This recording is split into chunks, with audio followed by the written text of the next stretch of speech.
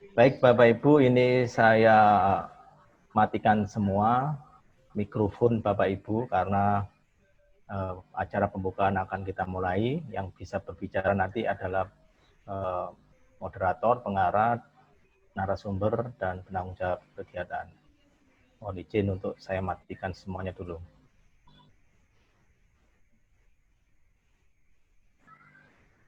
Pak Rizky, minta tolong dibuka kembali. Yap. Oke, Mas. Terima kasih.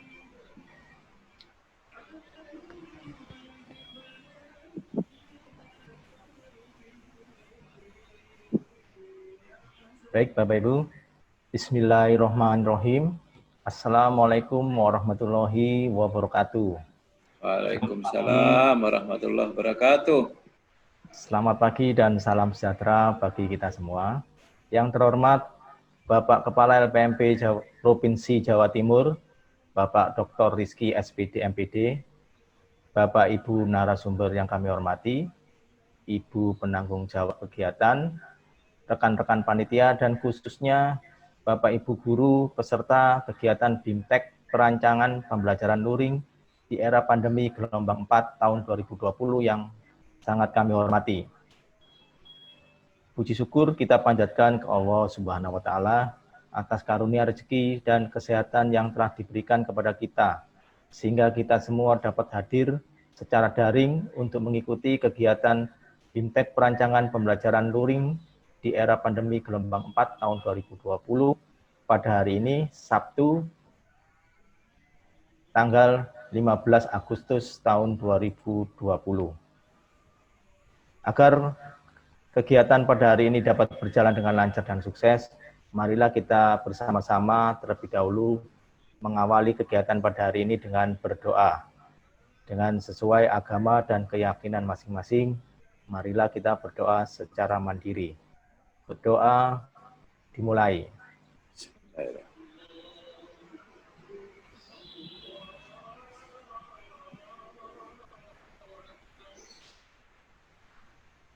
Berdoa selesai. Acara selanjutnya untuk mempersingkat waktu, dengan hormat kami persilakan Bapak Dr. Rizky SPD MPD, Kepala LPMP Provinsi Jawa Timur, untuk memberikan pengarahan sekaligus membuka secara resmi kegiatan BIMTEK perancangan pembelajaran luring di era pandemi gelombang 4 tahun 2020. Atas waktunya kami persilakan Bapak Dr. Rizky. Terima kasih Pak Oki. Bismillahirrahmanirrahim. Assalamualaikum warahmatullahi wabarakatuh. Waalaikumsalam warahmatullahi wabarakatuh. Selamat pagi Bapak Ibu sekalian. Salam sejahtera untuk kita semua. Yang terhormat Pak Anang dan Bu Yuni selaku narasumber kegiatan ini. Yang saya hormati pula moderator, penanggung jawab kegiatan, panitia, serta yang berbahagia Bapak Ibu guru, tim pengembang atau tim PMPS di masing-masing satuan pendidikan.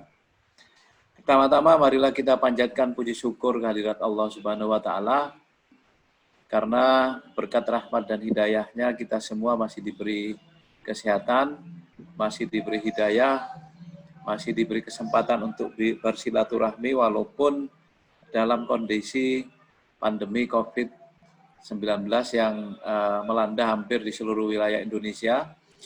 Mudah-mudahan pandemi ini dapat segera diatasi oleh pemerintah karena sudah berbagai upaya dilakukan mulai dari sosialisasi, kemudian edukasi kepada masyarakat dan lain sebagainya. Mudah-mudahan dalam waktu yang tidak lama juga pemerintah juga sudah berhasil menguji coba vaksin COVID-19 sehingga bisa digunakan untuk sebagai antibodi kepada setiap individu sehingga kita sudah menjadi tahan terhadap virus corona maupun virus yang lain mudah-mudahan Bapak Ibu sekalian.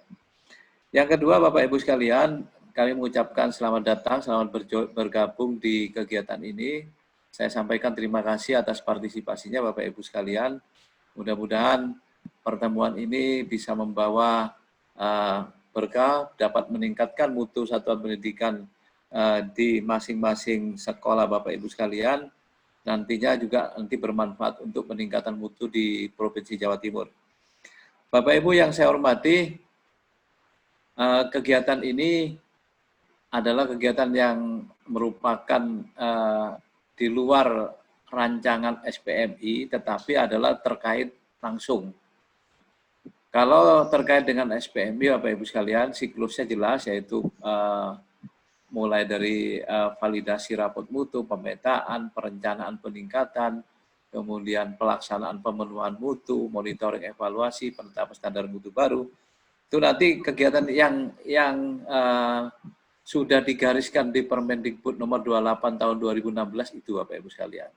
Tetapi kami bersepakat agar kegiatan nanti perencanaan peningkatan mutunya itu para Bapak Ibu guru ini atau satuan pendidikan ini mempunyai bekal dan mempunyai arah untuk hal-hal yang terkait dengan terutama 4 standar, yaitu standar kompetensi lulusan, standar isi, standar proses, dan standar penilaian itu yang langsung berkaitan dengan antara guru dengan siswa itu dikuasai dulu, sehingga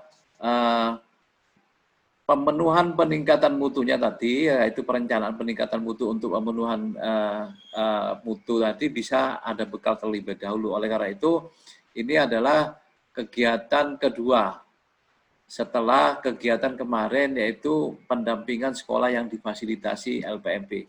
Ini masuk kegiatan kedua, itu kegiatan yang merupakan pembekalan. Nah, pembekalan ini sendiri nanti masih sekitar ada 3 kegiatan lagi, Bapak Ibu sekalian. Yang sekarang ini adalah pengembangan bahan ajar atau perencanaan pembelajaran ini untuk kondisi yang luring. Kemudian nanti juga akan ada Bintek terkait pemanfaatan teknologi informasi dalam pembelajaran jarak jauh. Kemudian juga ada penugasan di masa pandemi juga ada, Bapak Ibu sekalian. Kemudian juga terkait dengan bagaimana menyusun instrumen monitoring dan evaluasi terhadap setiap siklus yang ada di SPMI. Itu Bapak Ibu sekalian nanti akan menyusul, sehingga kalau ini Bapak Ibu ikuti, nantinya akan ada sekitar 9 atau 10 kegiatan totalnya. Mulai dari sosialisasi kepada satuan pendidikan, kemudian ada pendampingannya 4 kali Bapak Ibu sekalian, kemudian inovasinya yaitu merupakan bekal itu ada 4 kali juga, ditambah lagi nanti dengan diseminasi. Sekitar nanti 10 kegiatan nanti yang Bapak Ibu akan ikuti. Bapak Ibu yang saya hormati, tentunya kegiatan perencanaan pembelajaran ini atau penyusunan bahan ajar ini sangat penting ditinjau dari yang pertama, pembelajaran itu akan menjadi bermakna apabila skenarionya adalah benar. Skenarionya itu adalah sesuai benar, adalah ya tentunya harus menguasai teori pengembangan bahan ajarnya, Bapak Ibu sekalian. Nah, teori pengembangan bahan ajar itu juga harus dikuasai. Bahan ajar itu sendiri terdiri dari apa saja? Apakah hanya RPP yang merupakan rencana pelaksanaan pembelajaran, atau ada yang lain? Nanti akan disampaikan oleh bapak-bapak dan ibu-ibu yang nanti menjadi narasumber ini. Kemudian setelah Bapak Ibu sekalian memahami teorinya, tentunya kan harus menyusun bahan ajar. Penyusunannya adalah tentunya dari bahan ajar itu tidak hanya RPP. RPP adalah hal yang penting, Bapak Ibu sekalian. RPP-nya kalau saat ini kan mengacu kepada Permendikbud nomor 14 tahun 2019 terkait dengan yang konsep RPP untuk guru merdeka belajar itu juga, Bapak Ibu sekalian. Artinya RPP yang sudah sederhana, mengakomodasi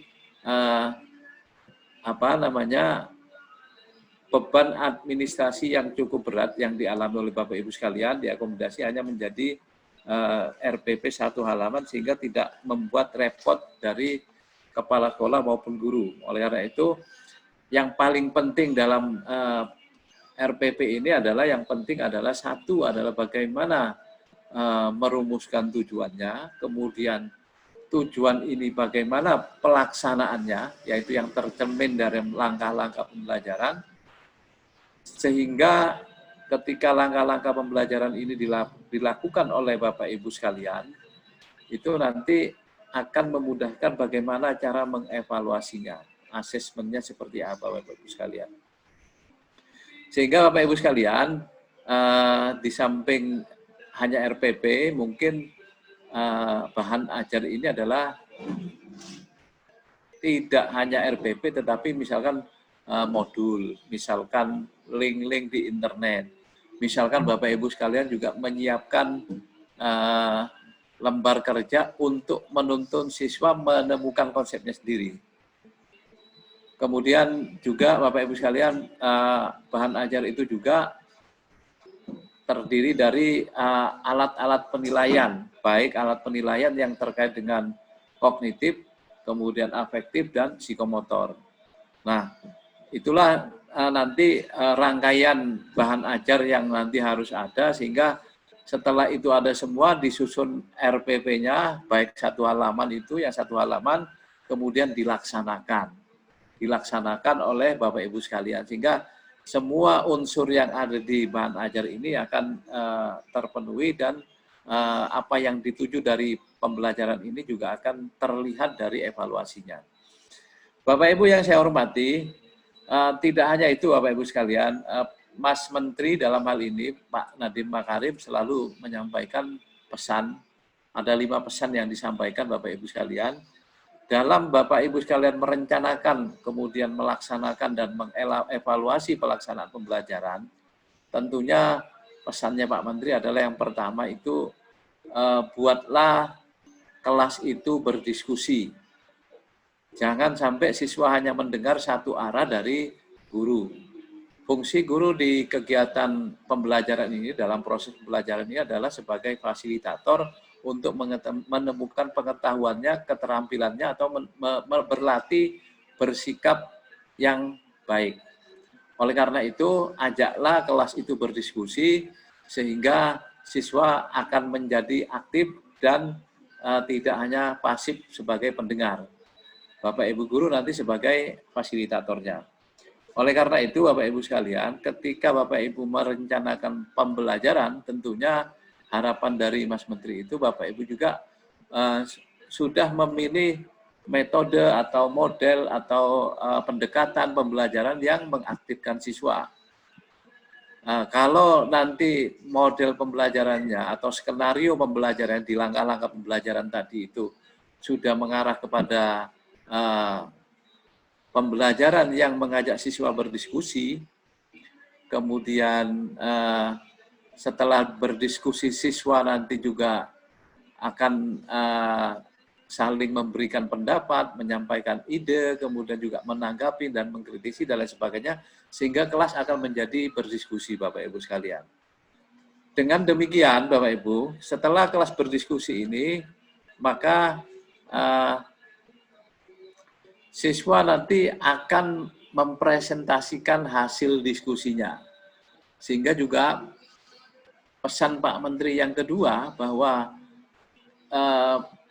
berilah kesempatan kepada siswa untuk mengajar. Nah, ketika diskusi kelompok dilakukan atau diskusi berdua atau bertiga dan sesuai kondisi Bapak Ibu sekalian, maka siswa akan mempresentasikan hasil diskusinya. Dengan demikian, itu siswa akan sudah terbiasa untuk mengajar kepada teman sebayanya, kepada siswa-siswa yang lain. Sementara siswa-siswa yang lain itu akan memberikan tanggapan, akan memberikan ide, kemudian juga akan mengkritisi. Siswa yang sedang presentasi dan mengajar akan menjelaskan, sehingga kelas akan menjadi hidup dan terbiasa berdiskusi. Diskusinya dapat, siswa nanti kalau nanti dilakukan bergiliran, maka siswa akan juga berperilaku sebagai guru, menjadi pengajar kepada temannya sendiri. Dan efektif Bapak Ibu sekalian, menurut teori Vygotsky itu bahwa pembelajaran yang dilakukan oleh teman sebaya ini hasilnya terbukti optimal. Apalagi ada unsur fasilitasi oleh guru. Guru sebagai sebagai fasilitator, itu nanti hasilnya akan menjadi optimal sekali. Karena kalau tanpa fasilitator, tidak ada yang memberikan umpan balik terhadap hasil diskusi itu. Oleh karena itu, Bapak Ibu sekalian, bersama Menteri itu dalam perencanaan pembelajaran, pilihlah model pembelajaran yang mengaktifkan siswa, sehingga kelas itu akan berdiskusi, kemudian hasil diskusi itu akan dipresentasikan. Kemudian Bapak Ibu sekalian, yang pesan yang ketiga dari Mas Menteri juga, yaitu siswa juga diminta untuk dibiasakan untuk melakukan bakti sosial di masyarakat. Nah, sebelum bakti sosial di masyarakat juga nanti juga diberi kesempatan berlatih melaksanakan bakti sosial di kelasnya sendiri. Misalnya ada siswa yang mengalami kesulitan belajar atau mungkin bahkan karena tidak mempunyai bahan ajar, pupuklah rasa empati siswa, rasa jiwa sosial siswa minimal kepada sesama siswa itu sendiri. Sehingga kesulitan-kesulitan misalkan kekurangan bahan ajar, kekurangan buku, mungkin juga kekurangan hal-hal lain yang terkait dengan yang menunjang pembelajaran, ini sudah mulai dibantu oleh siswa sebagai bentuk latihan. Kalau nanti sudah terlatih di situ, berilah kesempatan untuk bakti sosial di masyarakat. Misalkan bakti sosial di tempat ibadah, misalkan kemudian di panti-panti jompo dan lain sebagainya. Sehingga pesan Pak Menteri ini, kalau bakti sosial ini di masyarakat dipupuk dan dibiasakan, maka pendidikan karakternya juga akan bagus juga, akan mengalami kemajuan juga. Kemudian Bapak Ibu sekalian, pesan Pak Menteri juga yang berikutnya adalah termasuk memberikan kesempatan kepada siswa lain untuk membantu rekannya sendiri yang kurang percaya diri, dibantu. Oleh karena itu tadi saya mengatakan ketika siswa itu nanti dibantu oleh siswa yang lain, maka akan lebih optimal pencapaian pengetahuannya. Dengan demikian, siswa yang lain yang masih kurang percaya diri nanti juga akan meningkat kepercayaan dirinya. Tidak lupa Bapak Ibu sekalian, Bapak Ibu selaku fasilitator nanti juga jangan mahal untuk memberikan penghargaan kepada siswa. Sejauh apapun prestasi yang dicapai oleh siswa atau kondisi siswa, berilah penghargaan. Kalau di pembelajaran kooperatif itu semuanya dapat bintang, tetapi yang excellent itu dapat bintangnya 4, yang biasa-biasa mungkin 2 atau 3, yang kurang bagus juga dapat bintang, tapi bintangnya 1. Nah ini sebagai bentuk motivasi dari pembelajaran, sehingga anak yang minder nanti kalau lama-lama selalu mendapat bintang, maka akan memperoleh kepercayaan dirinya sehingga mempunyai semangat belajar yang tinggi. Kemudian Bapak Ibu sekalian, yang paling penting juga ini juga Bapak Ibu sesama rekan guru juga harus saling berkolaborasi. Ketika ada guru yang kurang menguasai terhadap hal-hal tertentu terkait pembelajaran atau terhadap sikap sosialnya juga harus dibantu. Misalkan pada saat ini adalah di masa pandemi, mungkin tidak semua guru itu mempunyai kesempatan untuk belajar Zoom meeting. Hanya orang-orang tertentu yang mungkin karena bidangnya di bidang IT sudah menguasai teknologi, sehingga pembelajaran dari jauh menggunakan situs-situs online sudah tidak ada permasalahan. Tetapi mungkin ada yang belum mempunyai kesempatan untuk ke sana. Oleh karena itu, dalam satu satuan pendidikan atau dalam satu sekolah, untuk rekan-rekan guru lain yang belum bisa menggunakan teknologi, ini pesan Pak Menteri ini untuk dibantu, dibimbing sehingga menjadi keterampilannya menjadi sama seperti yang dimiliki oleh Bapak Ibu sekalian yang sudah mempunyai keterampilan terlebih dahulu. Dengan demikian, ketika setiap personalia yang ada di satuan pendidikan ini menguasai teknologi, maka atau teknologi atau keterampilan atau pengetahuan, maka kualitas SDM guru di satuan pendidikan ini akan menjadi sangat bagus. Karena apa Bapak Ibu sekalian, berdasarkan penelitian apapun yang ada di dunia ini, walaupun guru itu hanya sebagai fasilitator pada prinsipnya, tetapi keberhasilan siswa mencapai pengetahuannya itu peran serta dari guru itu adalah sangat tinggi, yaitu 80%. Nah, oleh karena itu, kalau ada rekan sesama guru, terutama guru yang memang sudah tidak memiliki keterampilan tertentu dan ingin belajar, ini mohon dibantu.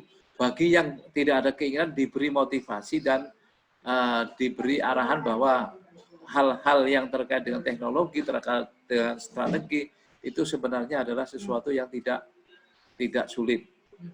Dengan demikian, kalau nanti dari Bapak Ibu sendiri yang memberikan coaching atau pelatihannya kepada guru itu, saya yakin akan lebih efektif karena teman sebaya. Beda kalau nanti pembinaannya mungkin dari kepala sekolah atau pengawas sekolah, mungkin ini masih ada rasa sungkan dan ewu pekewu katanya orang Jawa. Sehingga Bapak Ibu sekalian, Mas Menteri memesankan khusus kepada Bapak Ibu sekalian untuk membantu guru-guru yang mempunyai keterbatasan dalam bidang keterampilan atau strategi dan lain sebagainya, sehingga kemampuannya itu akan sama dengan setiap personel guru yang ada di satuan pendidikan itu. Mungkin ini saja Bapak Ibu sekalian yang bisa kami sampaikan, menyampaikan pesan dari Mas Menteri yang terakhir yang selalu diungkapkan di setiap forum-forum dan pertemuan. Saya hanya berharap Bapak-Ibu sekalian mudah-mudahan kegiatan ini berjalan dengan lancar, sinyalnya tidak low, tidak ada kendala gangguan listrik dan lain sebagainya, sehingga kegiatan ini akan mulus lancar sampai nanti jam 2 Mas Oki ya. Jam 2, kemudian Bapak-Ibu sekalian juga akan memperoleh tambahan ilmu pengetahuan. Dan tidak kalah pentingnya Bapak-Ibu sekalian, mungkin Bapak-Ibu sekalian sudah mengembangkan bahan ajar yang selama ini sudah digunakan oleh Bapak-Ibu sekalian. Ini bukan berarti nanti Bapak-Ibu sekalian salah, ini nanti bisa menjadi bahan diskusi dari kegiatan ini. Ketika Bapak-Ibu sudah mengembangkan bahan ajar, kemudian dari narasumber mempunyai juga pandangan yang lain atau agak ada sedikit perbedaan, mungkin itu akan memperkaya hasil BIMTEK ini. Sehingga kalau nanti ketika Bapak Ibu sekalian nanti kondisi bahan ajarnya nanti sudah lebih maju dari sekolah yang lain akan menjadikan contoh atau praktik baik terhadap sekolah yang belum bagus.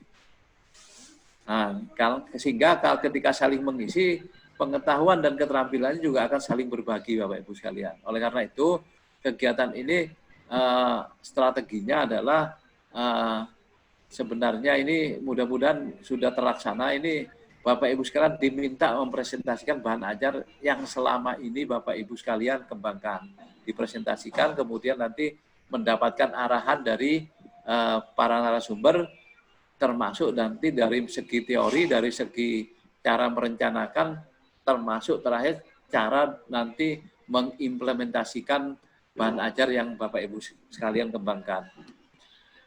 Demikian Bapak Ibu sekalian, terima kasih atas segala partisipasinya, atas segala perhatiannya. Mohon maaf atas segala kekurangan saya. Dengan memohon izin dari Bapak Ibu sekalian dan dengan mengucapkan Bismillahirrahmanirrahim, maka kegiatan BIMTEK penyusunan bahan ajar luring ini untuk gelombang keempat secara resmi saya nyatakan dibuka. Demikian Bapak Ibu, saya akhiri billahi taufik wal hidayah. Wassalamualaikum warahmatullahi wabarakatuh. Selamat pagi. Salam sejahtera untuk kita semua. Waalaikumsalam warahmatullahi wabarakatuh. Ucapan terima kasih kami sampaikan kepada Bapak Dr. Rizky SPD MPD yang telah membuka secara resmi kegiatan BIMTEK perancangan pembelajaran luring di era pandemi gelombang 4 tahun 2020 pada hari ini. Terima kasih juga kami sampaikan atas doanya, semoga kegiatan kita pada hari ini dapat berjalan lancar sesuai dengan harapan Bapak Kepala LPMP. Ini sekedar kita informasikan kepada Pak Rizky, kelihatannya Pak Anang ini lagi mengalami padam listrik. Sehingga mudah-mudahan tidak terlalu lama padamnya sehingga bisa standby terus. Kemudian acara selanjutnya sebelum memulai penyampaian materi kegiatan oleh para narasumber, izinkan kami panitia untuk menyampaikan terlebih dahulu tata tertib kegiatan pada hari ini. Monggo kami persilakan Ibu Rahayu Dwi Handayani selaku penanggung jawab kegiatan untuk menyampaikan tata tertib kegiatan kita pada hari ini. Silakan Ibu. Baik, makasih Mas Oki. Terima kasih atas waktunya. Bapak Ibu, sebelumnya Pak Rizky mohon izin untuk meng-share ini, mengumumkan tata tertib kegiatan. Ya, Pak Anang, Bu Yuni. Silakan. Iya, monggo. Ya,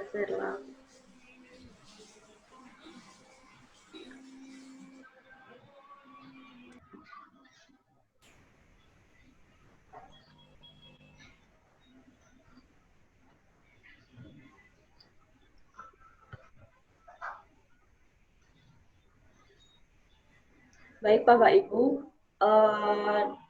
hari ini kita melaksanakan kegiatan Bimtek Perancangan Pembelajaran Luring di era pandemi yang gelombang 4.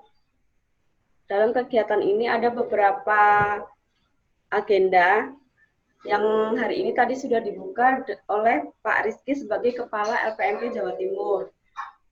Untuk selanjutnya nanti akan ada presentasi dari LK1A yang telah ditunjuk oleh dari masing-masing narasumber.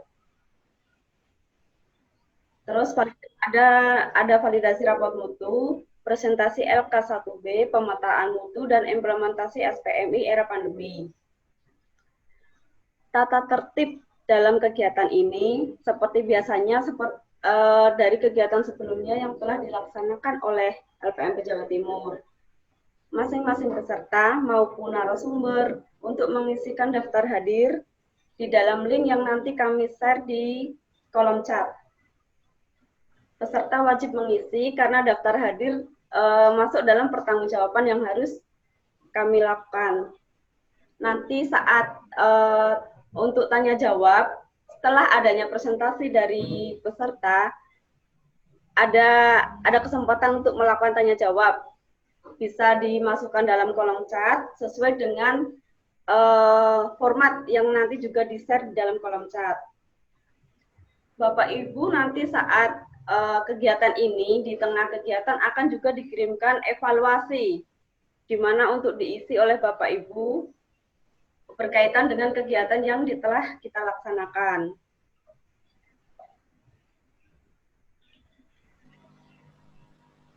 Peserta wajib menghidupkan fitur videonya. Jadi untuk Bapak Ibu semua yang mengikuti kegiatan ini, kami mohon untuk menghidupkan fitur video. Jadi karena kegiatan ini kan harus kami pertanggungjawabkan, biar wajah Bapak Ibu itu terlihat gitu. Jadi untuk selalu menghidupkan fitur videonya. Untuk penulisan untuk peserta, untuk penulisan nama di kolom chat ataupun pertanyaan yang nanti Bapak Ibu sampaikan di dalam kolom chat, nanti ada fiturnya untuk melakukan nama, formatnya nama, tanda pagar, unit kerja, tanda pagar pertanyaan. Nanti ini kami tuliskan kembali di dalam kolom chat, termasuk link evaluasi, link daftar hadir. Semuanya akan kami masukkan nanti di dalam kolom chat. Sekali lagi, kalau untuk kegiatan ini Bapak Ibu diwajibkan mengisi daftar hadir. Bagi peserta yang tidak mengisi daftar hadir, di dalam pengisian daftar hadir Bapak Ibu akan mendapatkan penggantian pulsa. Kalau Bapak Ibu tidak mengisi, maka secara otomatis Bapak Ibu tidak akan mendapatkan pergantian pulsa. Gitu. Untuk pengisian daftar hadir nanti akan kami bantu untuk share juga. Jadi biar Bapak Ibu tidak ada kesalahan lagi dalam pengisian daftar hadir.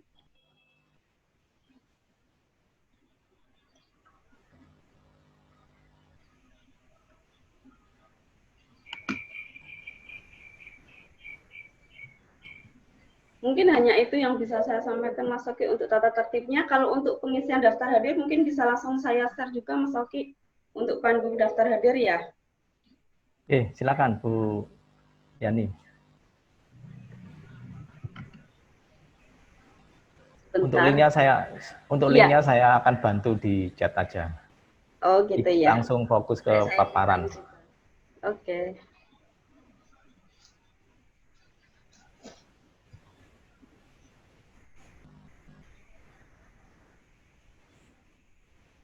Bagi Bapak Ibu yang belum menuliskan nomor nama peserta sesuai dengan format, untuk segera meringin juga.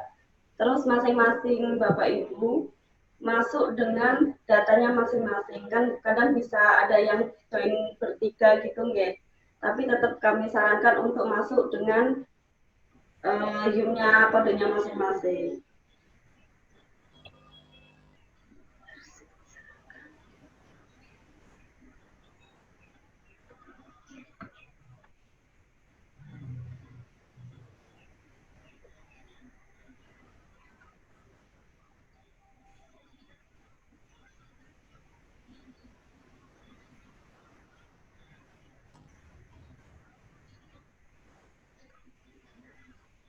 Mas Oki, aku linknya nggak ini sebentar, link daftar hadir.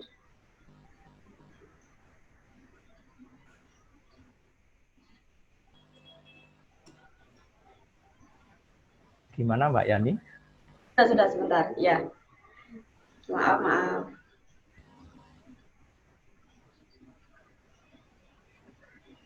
Udah, kebaca ya Mas Oki? Sudah jelas, terlihat. Ya. Untuk Bapak Ibu peserta, pengisian daftar hadir mungkin bisa dimulai dari sekarang, nanti saya pandu. Jadi nanti biar nggak mungkin mengurangi kesalahan, karena sesuai dengan pengalaman sebelumnya, banyak pengisian daftar hadir kami masih mendapatkan komplain, baik mungkin nomor pulsa yang nggak masuk karena kesalahan, atau masih ada penulisan untuk kabupaten kota yang salah gitu. Jadi monggo Bapak Ibu, di sini kami akan memandu untuk pengisian daftar hadirnya. Kegiatan ini adalah bimbingan fintech perancangan pembelajaran luring yang gelombang 4. Di sini sudah nggak perlu dirubah lagi. Terus untuk tanggalnya juga sudah sesuai. Dalam jabatan kegiatan ini perlu diperhatikan Bapak Ibu. Di sini ada pilihan peserta, narasumber, penanggung jawab, moderator, dan panitia. Semua yang ikut dalam kegiatan ini kan pasti mengisi daftar hadir. Bapak Ibu, untuk Bapak Ibu sendiri mengisi dengan memilih kolom klik yang peserta. Karena kalau Bapak Ibu nanti salah mengklik, seandainya Bapak Ibu klik yang lainnya, penanggung jawab atau narasumber atau panitia, nanti akan muncul mempengaruhi pilihan yang di bawahnya.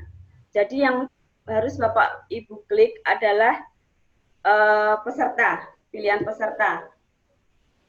Kemudian setelah Bapak Ibu klik pilihannya, Bapak Ibu mendapat mengisi di bawahnya. Lanjutannya untuk unit kerja, sekali lagi mohon dibaca petunjuk di masing-masing kolom bawah. Untuk unit kerja, masukkan unit kerja Bapak Ibu dengan huruf kapital. Kami mohon untuk masing-masing unit kerja sesama guru, kan ada 3 guru yang diundang, penulisannya kami mohon untuk sama. Seandainya SDN nasional, semuanya setidaknya sama dengan mengetik SDN nasional. Jangan ada yang nantinya satu mengetik SD negeri nasional. Nanti akan urutannya akan beda lagi gitu.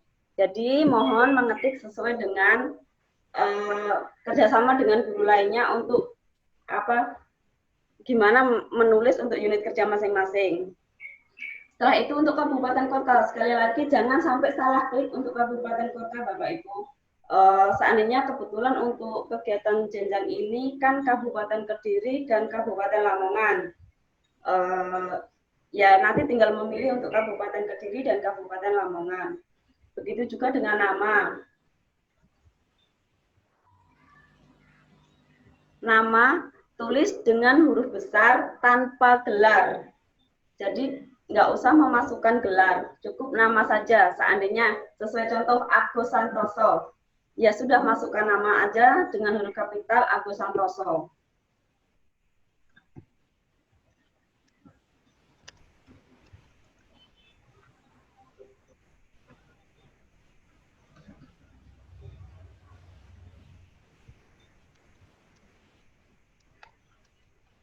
Untuk NIP, Bapak Ibu yang memiliki NIP, tuliskan NIP tanpa adanya spasi. Jadi ketik untuk penulisan, kalau seandainya Bapak Ibu tidak ada NIP atau non PNS, bisa mengisi dengan tanda strip. Cukup kasihkan tanda link strip aja gitu, seperti ini.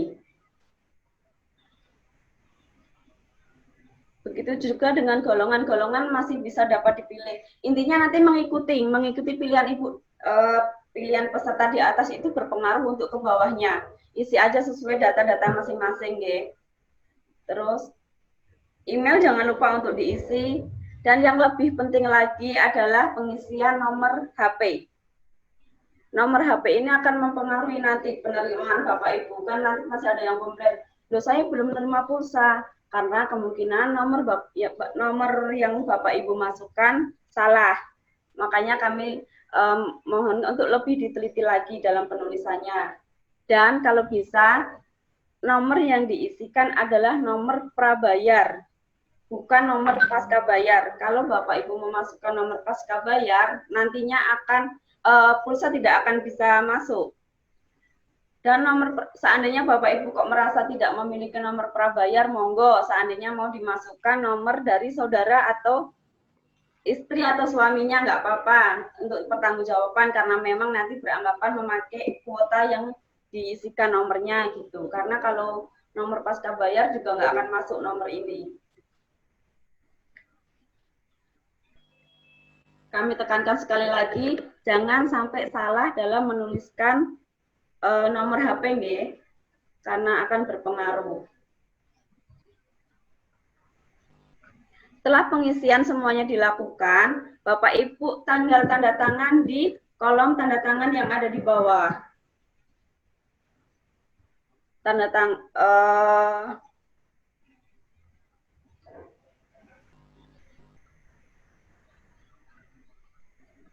Kalau kesulitan biasanya kan harus diklik dulu. Klik dulu baru nanti Bapak Ibu tanda tangan. Masih ada beberapa yang pasti menanyakan, kok nggak bisa tanda tangan? Karena mungkin belum diklik kolomnya, jadi harus diklik dulu baru tanda tangan.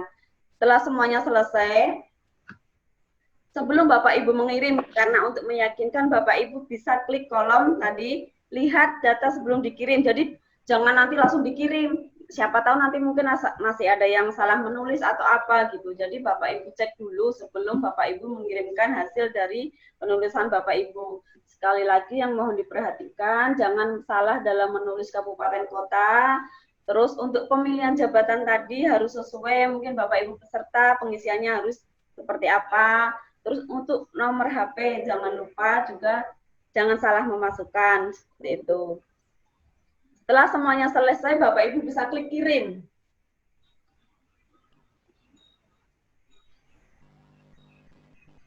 Nah, kalau Bapak Ibu sudah menerima tanda ini, Bapak Ibu tidak perlu lagi menanyakan, Pak, saya sudah selesai, data saya sudah masuk belum? Biasanya kan seperti itu. Sudah, kalau Bapak Ibu sudah mengklik dan menerima ini seperti ini, berarti artinya tanda tangan yang Bapak Ibu kirimkan sudah masuk. Jadi tidak perlu bertanya lagi atau bingung nanti gimana. Itu secara otomatis akan masuk dalam server gitu. Tinggal nanti pemilihannya, makanya sekali lagi sebelum-sebelumnya cek dulu sebelum Bapak Ibu yakin untuk mengklik kirim, biar tidak ada kesalahan. Mungkin seperti itu aja Mas Oki. Untuk Bapak Ibu kan Ini juga bukan pengalaman pertama mungkin ya untuk mengisi daftar hadir. Saya yakin sudah bisa semuanya. Semoga tidak ada kesalahan atau komplain untuk pengiriman pulsa lagi nantinya. Terima kasih. Saya kembalikan ke Mas Soki sebagai moderator. Terima kasih Bu Yani atas panduan presensi kehadirannya. Baik Bapak Ibu, jadi kita ulangi sekali lagi. Ibu Yani tadi memandu pengisian presensi itu dalam rangka kita memaksimalkan pengisian daftar hadir Bapak Ibu sekalian, karena berdasarkan pengalaman yang sebelumnya, banyak kita masih dikomplain di grup khususnya, itu kenapa kok pulsanya belum masuk. Nah, padahal semua ini terekam oleh sistem secara otomatis. Jadi kalau kesalahan-kesalahan itu memang diakibatkan dari Bapak Ibu sendiri.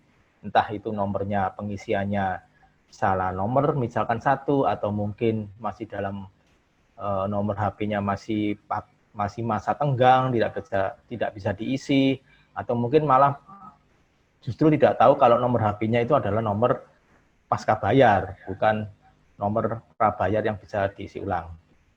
Nah, selanjutnya ini saya juga mohon izin kepada Bapak Ibu narasumber untuk memperkenalkan narasumber yang akan menemani kita pada hari ini. Tetapi sebelumnya ini saya ada sedikit yang perlu disampaikan, mengingatkan kembali Bapak Ibu.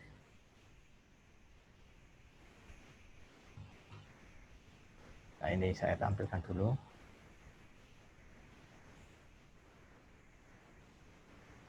Ya, jadi kemungkinan Bapak Ibu peserta itu tidak bisa menerima pulsa telepon, seperti yang sudah disampaikan Bu Yani, bahwa yang tidak mengisi daftar hadir dipastikan tidak akan mengisi. Jadi monggo segera, setelah dijelaskan sama Ibu Yani tadi, monggo segera untuk melakukan pengisian. Takutnya Bapak Ibu karena ini lagi fokus lupa, ya mohon maaf tidak akan terima pengisiannya juga. Terus kemudian HP hanya diberikan kepada 1 kali penerima saja, yaitu nomor HP yang prabayar, aktif, dan jangan sampai salah nomornya. Kemudian yang penting lagi yang belum tersampaikan tadi, bahwasanya kuota peserta kita itu untuk tiap sekolah adalah 3 orang Bapak Ibu. 3 orang saja. Jadi kalau saat ini misalkan Bapak Ibu guru ini mengajak teman-teman guru lainnya yang sesama tim TPMPS atau bukan, silakan saja nobar bareng-bareng. Tetapi yang berhak mengisi daftar presensi atau daftar hadir ya hanya 3 Bapak Ibu. Jadi jangan sampai nanti misalkan setelah daftar presensi kehadiran ditutup pengisiannya, kemudian ada proses verifikasi secara otomatis, itu ada 1 sekolah atau beberapa sekolah yang kuotanya melebihi, misalkan harusnya 3 orang, tapi yang mengisi presensi 5 orang. Nah, itu juga bisa mempengaruhi Bapak Ibu tidak menerima pengisian pulsa, karena akan kita eliminasi. Jadi takutnya nanti ya ada apa? Kuota kita adalah pas 120 peserta. Jadi kita ada 2 kabupaten, masing-masing kabupaten itu ada 20 sekolah, sehingga sekolahnya ada 40 sekolah, kemudian dikali 3 masing-masing gurunya, sehingga 120. Jadi mohon berkoordinasi dengan teman-temannya Bapak Ibu guru agar yang mengisi presensi itu maksimal adalah 3 orang. Kalau misalkan lebih dari 3 orang, maka secara otomatis sistem akan menghapus daftar kehadiran tersebut. Ini yang perlu Bapak Ibu perhatikan kembali, selain tata tertib yang sudah dijelaskan Bu Yani tadi. Jadi memang banyak sekali faktor kenapa Bapak Ibu tidak bisa menerima pengisian pulsa. Baik, selanjutnya sebelum kita memulai materi yang pertama, ini kita perkenalkan terlebih dahulu siapa-siapa saja yang akan menemani kita, yang memandu kita selama seharian ini. Jadi kita, Bapak Ibu, sudah sampai pada gelombang 4 untuk kegiatan bimbingan teknis perancangan pembelajaran luring di era pandemi. Nah, jadi ini sudah sampai gelombang 4, Bapak Ibu. Pada hari ini Sabtu tanggal 15 Agustus. Seperti yang diketahui tadi sudah dibuka oleh Bapak Dr. Rizky SPD MPD. Beliau adalah Kepala LPMP Jawa Timur, Kepala LPMP kita yang baru dilantik 2 hari yang lalu di Kementerian Dikbud. Kemudian untuk narasumber kita akan ditemani oleh Bapak Dr. Andes Anang Prasetyo MPD untuk sesi yang pertama. Beliau merupakan Widyaswara LPMP Jawa Timur. Kemudian juga didampingi oleh Ibu Juni Darmaningrum, SSMPD, beliau juga Widyaswara LPMP Jawa Timur. Jadi kegiatan kita ini akan berakhir pada pukul 2 siang, 14.00. Nah, sedangkan kegiatan ini akan dipandu oleh saya, moderator, seperti yang tampak pada layar. Kira-kira ini yang perlu kita sampaikan. Untuk selanjutnya kami persilakan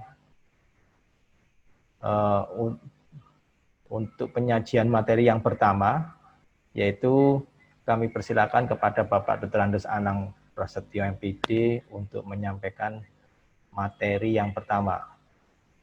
Pak Anang.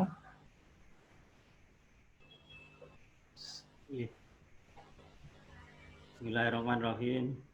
Assalamualaikum warahmatullahi wabarakatuh. Waalaikumsalam warahmatullahi wabarakatuh. Terima kasih Pak Oki. Yang saya hormati Bapak Kepala LPMP Jawa Timur, Bapak Dr. Rizky, kemudian Ibu Juni, teman narasumber pada kegiatan pagi sampai siang nanti, Mas Oki selaku moderator dan Mbak Yani sebagai penanggung jawab serta teman-teman panitia dari LPMP Jawa Timur. Tidak ketinggalan hormat saya juga pada Bapak Ibu Guru beserta Vikon perancangan pembelajaran luring pada hari ini. Bapak Ibu, mohon izin untuk share screen dulu.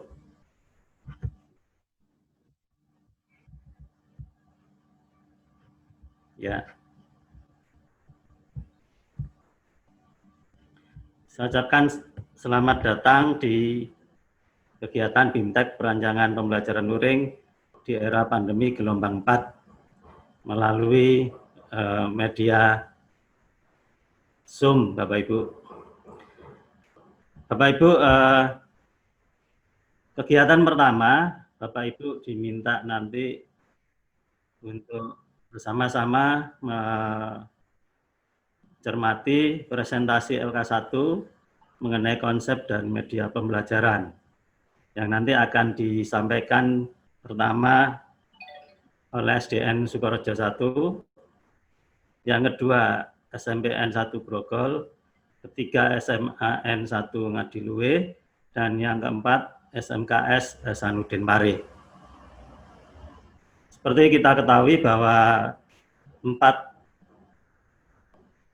sekolah ini nanti akan presentasikan hasil pengisian LK1 yang kurang lebihnya membahas mengenai pengertian, tujuan, jenis media pembelajaran jarak jauh. Yang kedua, pengertian media pembelajaran, kelebihan maupun kekurangan pembelajaran luring. Dan yang ketiga, pengalaman pemanfaatan media pembelajaran dan bahan ajar yang digunakan saat pembelajaran luring. Baik Bapak Ibu, mari bersama-sama kita simak presentasi dari SDN 1 Sukorejo, SDN Sukorejo 1 Kediri. Saya persilakan dari SDN Sukorejo 1.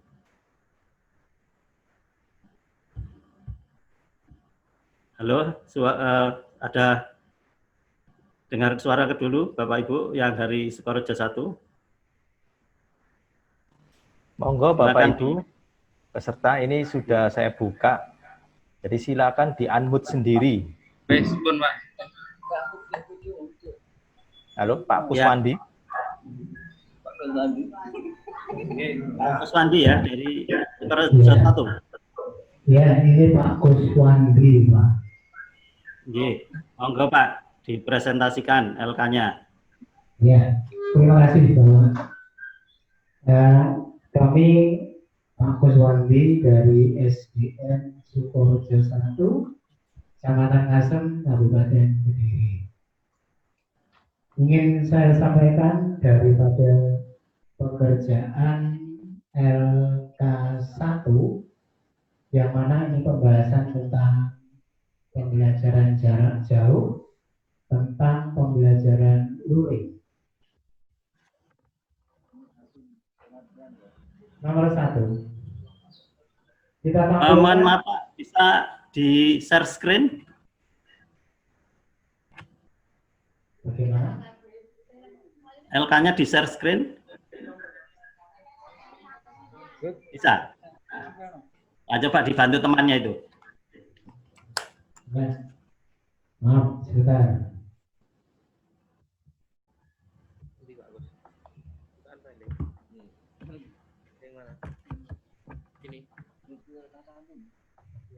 Ini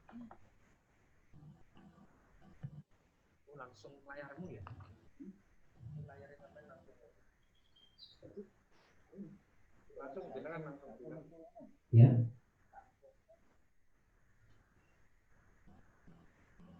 Bisa saya lanjutkan? Untuk yang pertama tadi tentang pembahasan tentang pembelajaran luring.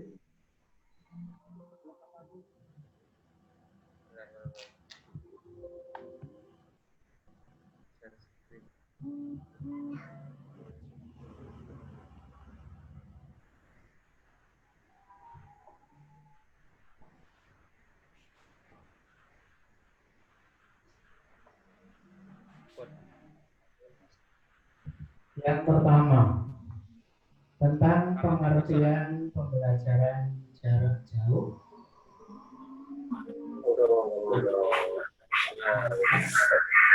Formal berbasis lembaga yang peserta atau peserta didik dan instrukturnya berada di lokasi terpisah, sehingga memerlukan sistem telekomunikasi interaktif untuk menghubungkan keduanya, dan berbagai sumber daya diperlukan di dalamnya. Yang pertama. Yang kedua, yaitu mengenai tujuan pembelajaran jarak jauh.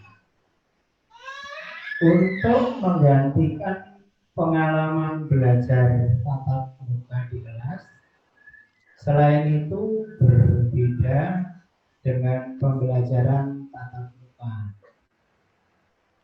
Kemudian yang ketiga, jenis pembelajaran jarak jauh. Di antaranya yaitu daring dan luring. Sedangkan yang keempat adalah media pembelajaran. Media pembelajaran bisa melalui HP dan televisi. Itu pengertian dari pengertian, tujuan, jenisnya, media pembelajaran, dan seterusnya. Kemudian yang nomor 2, saat pelaksanaan pembelajaran jarak jauh, melaksanakan media pembelajaran luring atau luar jaringan, Menurut pemahaman kami, pengalaman kami, berikut penjelasan tentang pembelajaran luring. Yang pertama, kita lihat dari aspek pengertian. Pengertian pembelajaran luring adalah kepanjangan dari luar jaringan sebagai pengganti kata luring merupakan lawan kata dari daring. Dengan demikian, pembelajaran luring dapat diartikan sebagai bentuk pembelajaran yang sama sekali tidak dalam kondisi terhubung jaringan internet maupun jaringan internet begitu. Oleh karena itu, Bapak Ibu sekalian, kami punya pandangan bahwa pembelajaran luring biarpun ini diselenggarakan dengan pembelajaran jarak jauh, maka masih kita sedikit membutuhkan dari tatap muka dengan anak-anak. Jadi ini semuanya bisa kita artikan di dalam juga pengertian pembelajaran luring luar jaringan. Bapak Ibu sekalian, saya sampaikan juga bahwa yang keduanya tetap kita menggunakan sebuah media. Artinya di dalam pembelajaran luring itu kita tetap menyampaikan kepada anak secara jarak jauh, namun dengan menggunakan media. Media itu bisa saya sampaikan atau bisa kita sampaikan dalam bentuk suara. Artinya menekankan dari suara, atau yang keduanya ditekankan dengan sebuah media surat atau tulisan. Media suara itu bisa kita menggunakan, satu adalah televisi, contohnya program belajar dari rumah melalui televisi yang kita selenggarakan di sekitar bulan Maret yang kemarin. Kita sudah diberikan tentang pembelajaran di televisi atau katakanlah di TVRI. Kemudian yang kedua, bisa menggunakan media radio, Bapak Ibu sekalian. Yang ketiga, kami menampilkan modul belajar mandiri dan lembar kerja. Ini kita sampaikan dalam bentuk tulisan, kita sampaikan dalam bentuk tugas,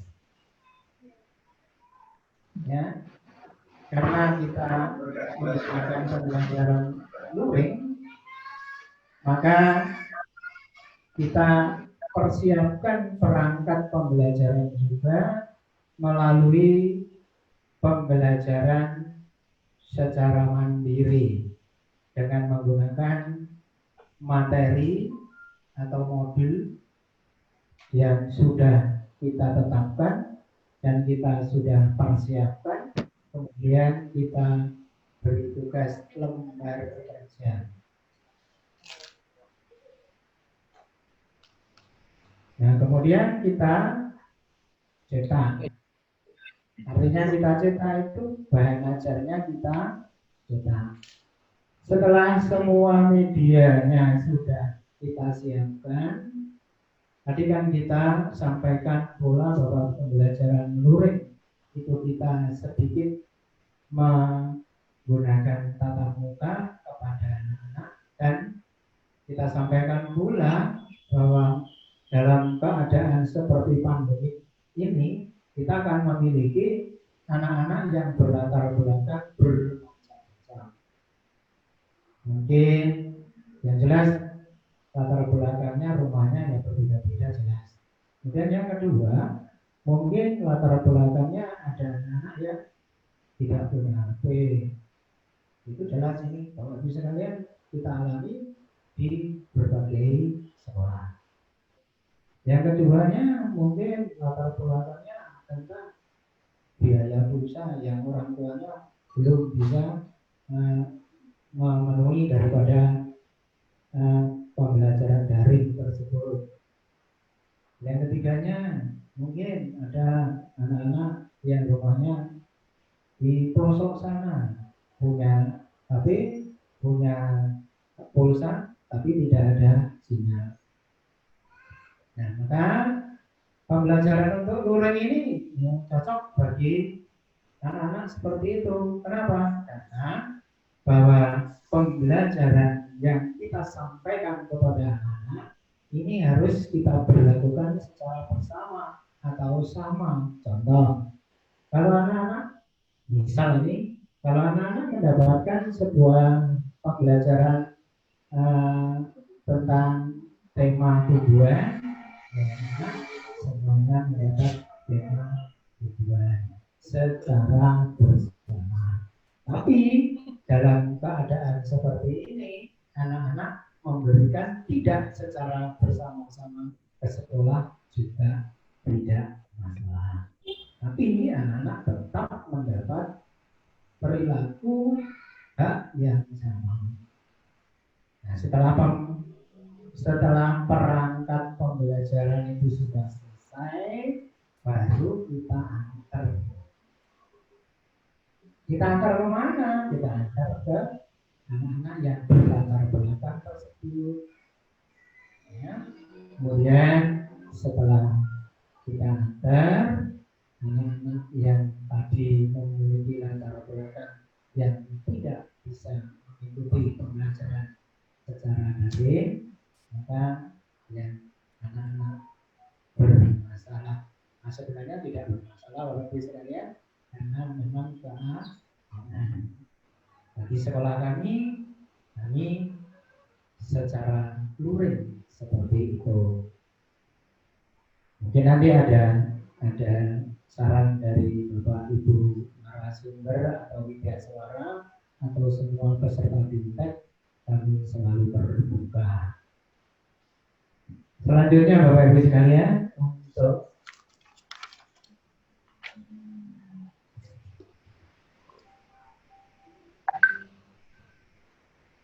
yang kita selalu menggunakan alat peraga. Itu sudah barang tentu merupakan perangkat pembelajaran kita yang sebagai penjelas pelengkap daripada pembelajaran. Yang adalah alat peraga dan media belajar dari benda-benda di lingkungan sekitar. Ya, ini Bapak Ibu sudah bisa menerjemahkan bahwa setiap sekolah, setiap lingkungan itu satu sama lain yang dimiliki oleh anak-anak itu tidak sama. Jadi Bapak Ibu bisa menampilkan atau memberikan sebuah media atau alat perangkat atau sumber pembelajaran dari lingkungan sekitar. Bapak Ibu sekalian, coba kami tampilkan salah satu kelebihan pembelajaran luring dan kekurangan. Bapak Ibu sekalian, segala sesuatu bahwa ciptaan atau buatan kita itu yang jelas ada kekurangan dan ada kelebihan. Yang pertama, kelebihan pembelajaran luring di antaranya adalah lebih hemat. Hemat dalam hari ini adalah hemat tentang biaya. Biaya cukup kita yang memberi tenaga. Kemudian yang kedua, lebih mudah dimengerti murid karena kita sedikit bertatap muka tadi. Jadi kita bisa berinteraksi secara langsung. Ya, mana yang kira-kira anak-anak modul atau materi yang belum dipahami bisa bertatap atau berinteraksi. Yang ketiga adalah ini lebih interaktif dengan peserta didik. Itu kelebihan daripada luring. Sedangkan kekurangan pembelajaran pada luring diantaranya kami satu membutuhkan tenaga yang banyak. Artinya kita akan sedikit tadi mendatangi anak-anak dalam situasi seperti ini, kita harus berani untuk menghadapi dan berani untuk datang. Maaf Pak Kuswandi, waktunya 2 menit lagi. Ya, terima kasih. Yeah. Kemudian kekurangan yang kedua, membahayakan kesehatan dalam situasi pandemi. Bahaya dan tidak itu tergantung pada keberanian kita tadi dan membutuhkan tenaga yang begitu sedikit fit dan sebagainya. Kemudian yang selanjutnya kami selalu menggunakan di dalam pembelajaran luring menggunakan media tetap. Kami menggunakan media pembelajaran yang antaranya satu adalah modul belajar mandiri dan lembar kerja. Kami membuatkan materi pembelajaran dengan merangkumkan, sedangkan anak menyelesaikan tugas yang sesuai dengan materi yang berbentuk LK atau lembar kerja siswa yang sesuai dengan tujuan pembelajaran waktu itu. Dan yang kedua, bahan ajar cetak. Materi pembelajaran dan lembaga ada materi pembelajaran dan lembar kerja siswa. Yang ketiga, alat peraga dan media belajar dari benda dan lingkungan sekitar, ya seperti apa yang saya sampaikan di atas. Ya, contoh gambar-gambar lingkungan atau foto-foto kegiatan yang dilakukan oleh kita dan anak-anak di waktu pembelajaran luring. Nah, Bapak Ibu sekalian, saya kira hanya itu yang dapat saya sampaikan di sini atas nama daripada Sekolah SDN Sukorejo 1,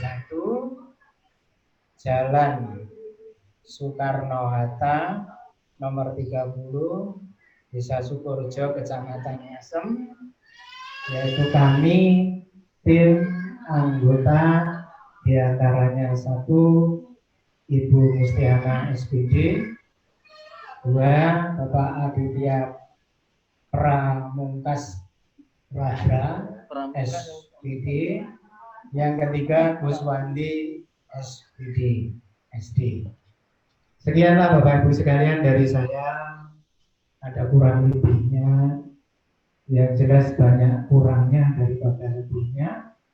Kurangnya bisa Bapak Ibu tambah melalui kritik dan saran, melalui apa saja kami selalu siap untuk mendengarkan dan melaksanakan.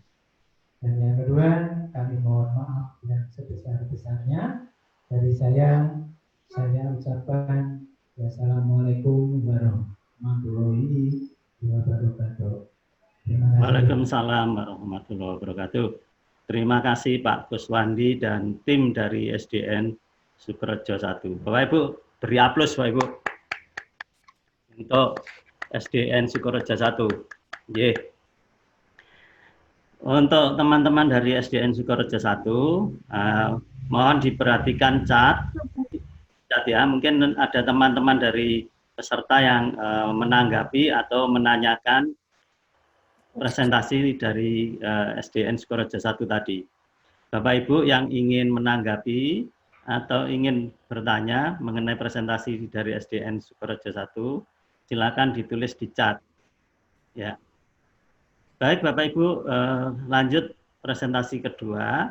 Saya persilakan dari SMP Negeri 1 Grogol Kediri. Monggo yang mewakili dari SDN 1 Grogol Kediri untuk memulai presentasi. Ya, terima kasih Pak Anang. Halo, sudah masuk? Jadi kami share screen.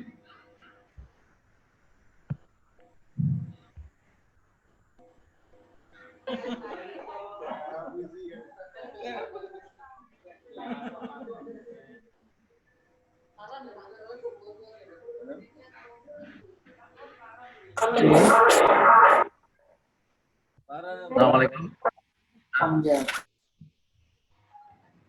SMP Negeri 1 Grogol, Panang. Iya, Pak Nur, monggo.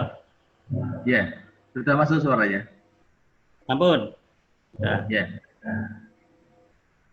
Ini sudah share screen-nya sudah masuk. Assalamualaikum warahmatullahi wabarakatuh. Waalaikumsalam warahmatullahi wabarakatuh. Ya, kami tim dari SMP Negeri 1 Grogol mencoba untuk menyampaikan beberapa gagasan yang berkaitan dengan PJJ, itu pembelajaran jarak jauh. Kalau dari SDN Sukorejo tadi, kebanyakan yang dibahas tentang luring, tapi LK1 ini namanya berkaitan dengan pertanyaan yang berkaitan dengan melaksanakan pembelajaran jarak jauh. Ya. Ini kami membahas itu. Mengenai pembelajaran jarak jauh, ini kami juga masih mencari-cari referensi, karena yang kami terapkan di sekolah itu bukan yang luringnya, tapi yang daringnya. Jadi kami berusaha semua siswa, halo, mana ya suaranya? Halo? Ya, lanjut Pak. Wow, tadi suara saya masuk gitu. Ya, yang kami laksanakan di sekolah bukannya yang luring, tapi yang daring. Tapi karena LK1 ini berkaitan dengan luring, maka kami coba untuk mencari beberapa referensi yang berkaitan dengan khususnya pembelajaran jarak jauh. Ya. Jadi sini apa yang dimaksud dengan pembelajaran jarak jauh, ini pertanyaan yang pertama. Yang mau kita jelaskan yang pertama, yaitu merupakan pelatihan yang diberikan kepada peserta atau siswa yang tidak berkumpul bersama di satu tempat secara rutin untuk menerima pelajaran secara langsung atau dari instruktur. Ini konsep PJJ-nya, jadi pembelajaran jarak jauh. Sering juga diartikan ini adalah pendidikan jarak jauh. Kemudian yang kedua yang kita bahas tadi, setelah pengertian dan tujuannya, untuk apa kita perlu pembelajaran jarak jauh. Nah, ini karena kita tahu bahwa kita pada era pandemi COVID ini tidak boleh mengumpulkan siswa di sekolah. Sehingga supaya kegiatan belajar mengajar tetap berlangsung, maka salah satu alternatif kita tempuh yaitu namanya PJJ, pembelajaran jarak jauh. Ini karena keterbatasan atau ada suatu halangan yang menyebabkan antara guru dan siswa tidak bisa bertemu di suatu sekolah. Sehingga ini diperlukan pembelajaran jarak jauh. Kemudian jenis PJJ sebagaimana yang diterangkan sebelum tadi, PJJ itu ada dua model, yaitu yang kita kenal tadi pembelajaran luring dan daring. Luring itu singkatan dari luar jaringan, kalau daring itu kepanjangan dari dalam jaringan. Ini mengenai pembelajaran jarak jauh macamnya ada dua. Mengenai luring atau luar jaringan, ini bisa dilakukan melalui buku pegangan siswa dan guru. Atau guru bisa meminjamkan buku pelajaran pegangan miliknya ke siswa. Bisa dipinjamkan secara kelompok atau diantar ke rumah siswa. Mengingat pada era sekarang ini kita belum mungkin untuk mengumpulkan anak di suatu tempat atau di sekolah lah, katakan. Sehingga salah satu yang bisa kita tempuh adalah bagaimana meminjamkan buku itu ke siswa, bisa secara kelompok atau diantar ke rumah. Atau yang tadi juga dibahas mengakses melalui televisi atau radio. Ini mengenai luring. Dengan daring yang kita lakukan itu adalah seperti sekarang ini, yaitu yang banyak kita manfaatkan bukan Zoom, bukan Google Meet, tapi yang banyak kita manfaatkan adalah Google Classroom dan WA. Artinya materi-materi pelajaran itu kita muat, tugas-tugas pelajaran itu kita muat di Google Classroom, kemudian kita tunggu atau respon dari siswa kita minta diupload di Google Classroom itu juga. Itu yang selama ini kita terapkan untuk pembelajaran di SMP Negeri 1 Grogol. Jadi kebanyakan menggunakan pembelajaran dalam jaringan. Kemudian yang berikutnya ini adalah mengenai pro kontra tentang pembelajaran jarak jauh. Ini ada kelebihan, ada kekurangannya, bisa penjenengan cermati. Yang pertama, kalau kelebihannya logistik yang mudah, yang dibutuhkan adalah komunikasi yang baik. Kalau kekurangannya adalah waktu dan pekerjaan yang berkaitan dengan penyampaian proses pembelajaran jarak jauh lebih banyak daripada pembelajaran tatap muka. Jadi kita akui bahwa guru sekarang biasanya waktunya mulai jam 7 pagi sampai jam 2, sekarang hampir-hampir 20 jam itu melakukan pembelajaran. Ini misalnya di tengah-tengah jam 3, jam 4 atau nanti malam ada siswa, Pak bagaimana tugas ini? Maka kita ya harus menjawab supaya anak segera bisa menjelaskan. Yang kedua adalah mengurangi pengeluaran tambahan seperti untuk ruang kelas dan staf. Tapi yang ketiga adalah peserta didik dapat mengontrol kapan mereka belajar dan pada tahapan apa. Ini yang kami sendiri untuk kelebihan ini masih kedodoran, artinya untuk mengontrol apakah siswa kita itu betul-betul merespon tugas yang kita berikan ini masih ya kesulitan. Kenapa? Karena untuk komunikasi kita dengan anak-anak, kalau misalnya saya kelas 9 itu ada 5 kelas itu A kelas misalnya 32 dan 150. Jadi untuk memantau kegiatan belajar anak selama kita memberikan tugas untuk 150 anak itu juga membutuhkan waktu yang cukup banyak. Kemudian pembelajaran jarak jauh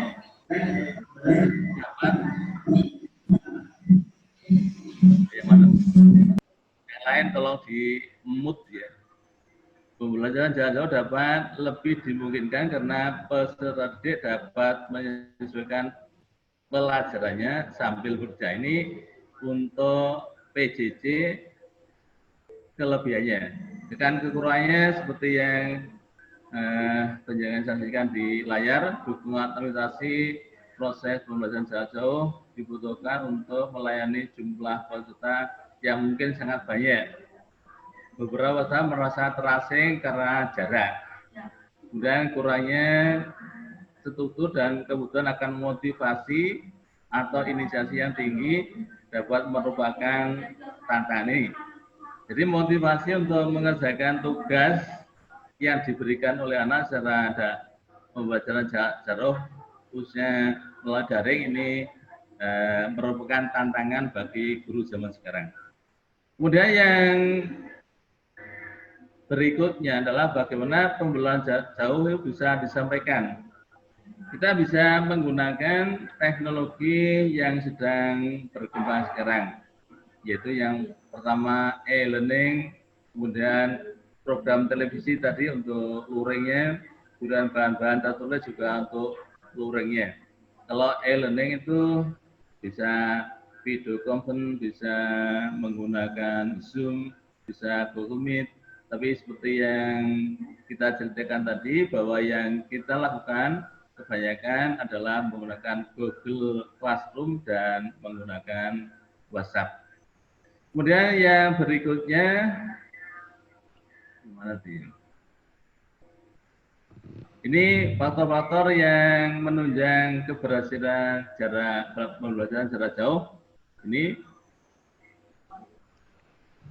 yang pertama adalah tulisan dibuat sederhana, tidak bertele dan jelas. Ini tugas yang diberikan ke anak itu tidak seperti kalau di kelas membaca satu buku, tapi kebanyakan berupa rangkuman-rangkuman kemudian diberi tugas. Kemudian memberikan definisi untuk kata-kata istilah yang dipergunakan. Barangkali istilah-istilah itu bagi anak masing-masing perlu untuk dijelaskan. Kemudian gunakan gaya informal yang dapat dipahami. Mungkin gaya istilahnya gaya selingkung ya. Kalau global itu menggunakan istilah apa? Itu juga mungkin perlu kita gunakan supaya anak lebih mudah. Berikan hasil atau outcome pembelajaran yang akan dicapai secara jelas untuk setiap modul. Jadi prakteknya kebanyakan guru membagi pertemuan untuk daring di sekolah kami adalah dengan menggunakan jadwal. Sesuai dengan anjuran kemarin bahwa kita paling banyak 1 minggu itu 2 kali pertemuan, pertemuan adalah 45 menit. Jika tugas-tugas itu ada yang mampu diselesaikan selama 40 menit, tapi ada juga yang sampai beberapa hari atau beberapa minggu untuk menyelesaikan tugas itu. Kita bayangkan kalau setiap anak itu harus menerima tugas dari 12 mata pelajaran dalam waktu seminggu, itu saya kira sudah membutuhkan waktu yang cukup. Dan selanjutnya ini yang perlu kita agar belajar itu pembelajaran jarak jauh itu bisa efektif dan efisien. Kemudian ini selanjutnya adalah faktor-faktor keberhasilan seperti yang kita lihat dari layar ini. Itu guru semangat dan konsisten atau committed. Ya, ini yang terkadang di kita juga mengalami pengendoran sedikit. Tim harus melibatkan dukungan administratif yang baik. Ya, jadi seperti tugas-tugas, bagaimana mengevaluasi anak itu sudah menyelesaikan atau belum, ini dicatat dengan baik. Kemudian bahan-bahan pengajaran harus direncanakan dengan baik sehingga mereka dapat diuji dan selalu tersedia.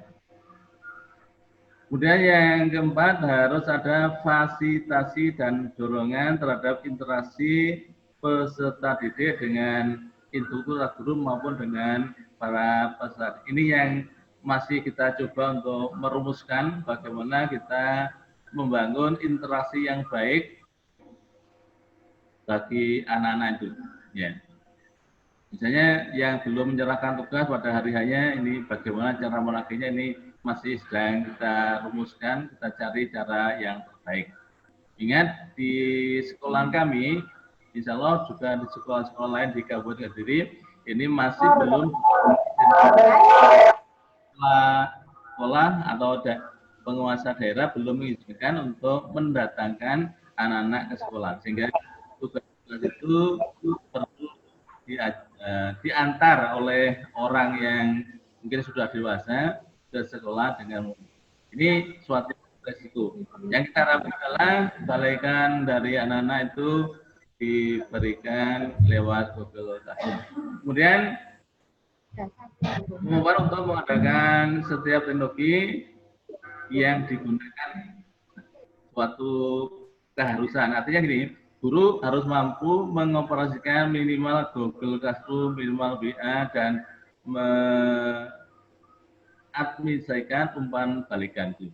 Ini yang kira-kira yang perlu kita lakukan. Kemudian yang kedua, saat melaksanakan PJJ, Bapak Ibu melaksanakan metode luring luas jaringan. Menurut pengalaman Bapak Ibu selama ini, berikan alasan tentang pembelajaran luring. Sekali lagi, untuk SMP 1 Grogol ini belum melaksanakan pembelajaran luring. Namun kami mendapatkan beberapa pengertian seperti juga yang dijelaskan dari SDN 1 Sukorejo tadi. Jadi pembelajaran luring diartikan sebagai pembelajaran yang sama sekali tidak dalam kondisi terhubung dengan jaringan internet maupun intranet. Jadi luring itu istilahnya tidak menggunakan internet maupun intranet. Internet itu misalnya satu ruangan ada jaringannya, kemudian siswa dikumpulkan di situ. Nah, kita ini masih menyikapi bahwa kita belum bisa mengumpulkan anak didik, baik di luar sekolah maupun di dalam sekolah. Kemudian peserta menulis artikel, mengerjakan tugas di Microsoft Word, ini kalau tidak terhubung dengan internet, ini juga termasuk aktivitas pembelajaran luring. Kemudian melakukan offline conversation. Terima kasih Panang. Ya, sudah sampai nih, sudah habis juga. Offline konferensi, saya menggunakan suatu ruangan untuk menggunakan ini termasuk kegiatan-kegiatan luring. Ini, namun mohon maaf, ini sekolah kami belum melaksanakan kegiatan ini, mengingat bahwa kita belum memungkinkan untuk mengumpulkan peserta didik di sekolah, apalagi di luar sekolah.